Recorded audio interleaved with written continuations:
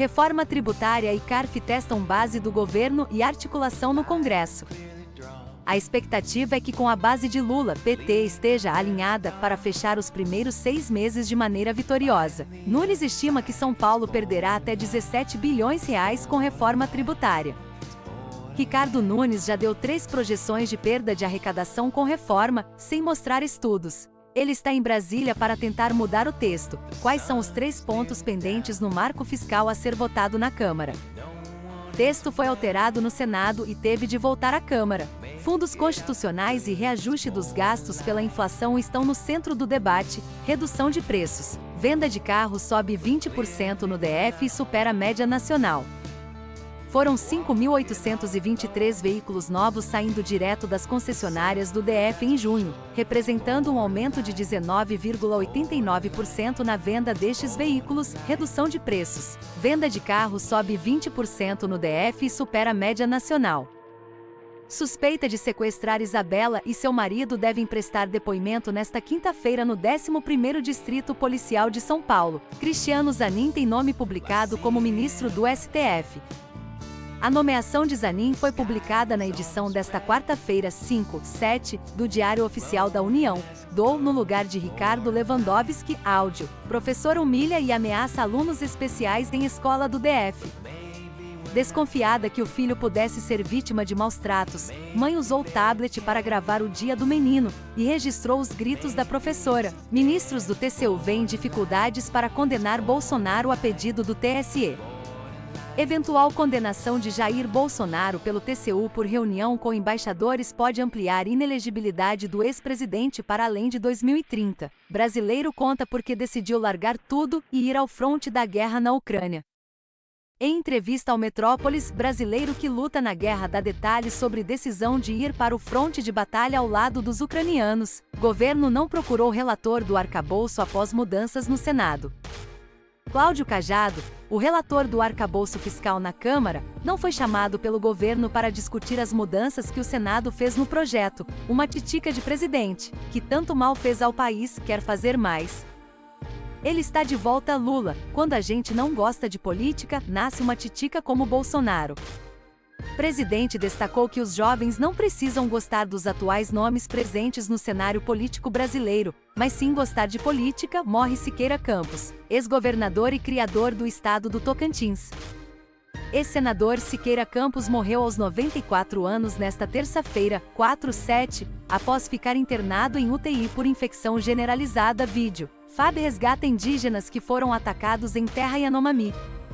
Ataque deixou uma criança morta e outras 5 pessoas feridas. A agressão contra os indígenas aconteceu na comunidade Parima, SP. Donos da escola Pequiá são indiciados 9 vezes por tortura. Casal acusado de maus-tratos contra crianças em escola particular do Cambuci, na zona sul da cidade, está preso desde a semana passada. Marido de deputada que integra a CPI do DF pode ser convocado em CPMI. Deputada federal Duda Salabert pediu convocação de Luiz Felipe Belmonte em CPMI do 8 de janeiro. A esposa, Paula Belmonte, investiga em CPIF Rolando Álvares, bispo crítico a Daniel Ortega, é solto na Nicarágua.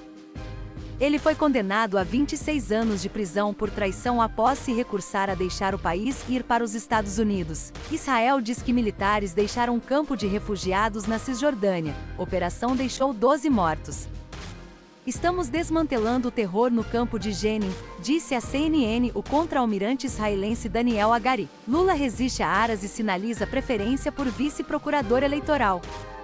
Apesar do movimento por um terceiro mandato do atual Procurador-Geral da República, o presidente tem afirmado que a associação de Aras com Bolsonaro inviabiliza a sua escolha.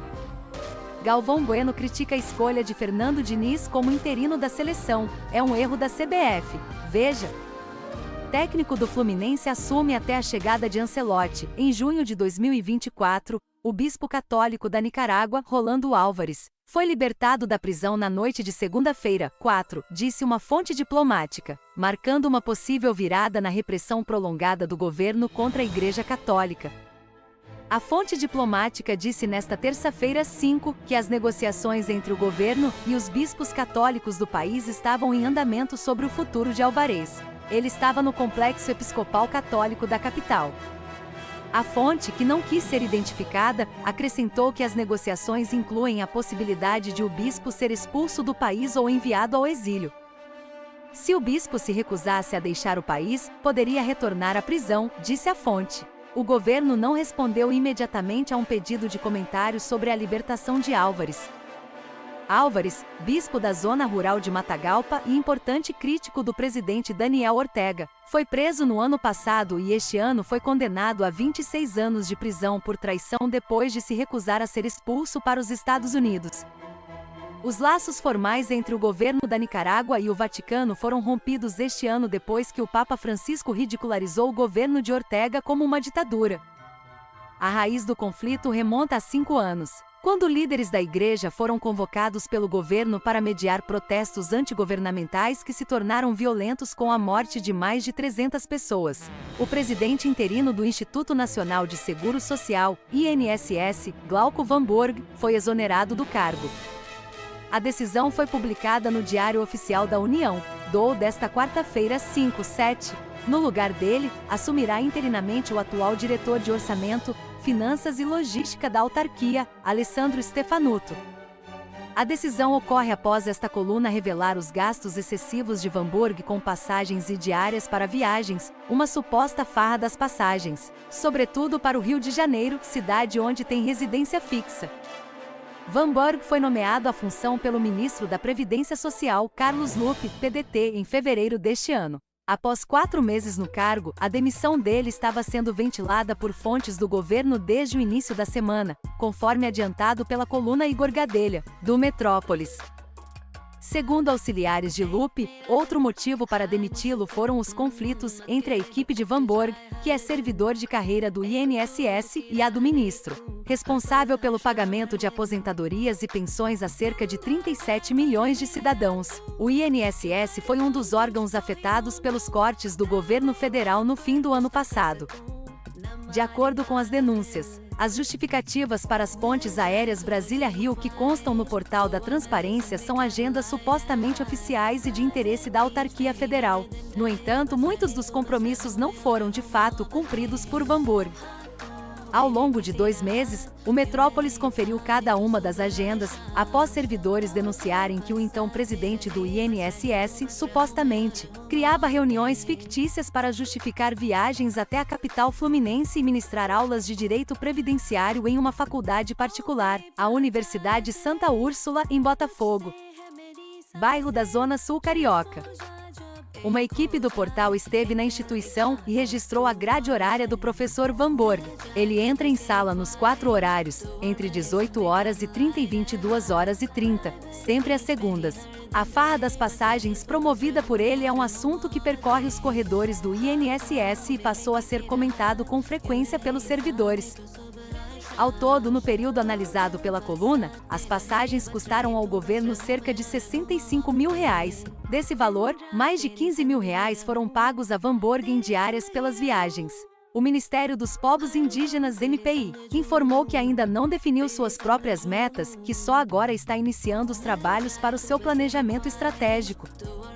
Isso após 6 meses do início de governo e da criação dessa pasta inédita, voltada aos povos originários, e chefiada pela ministra Sônia Guajajara, foto em destaque.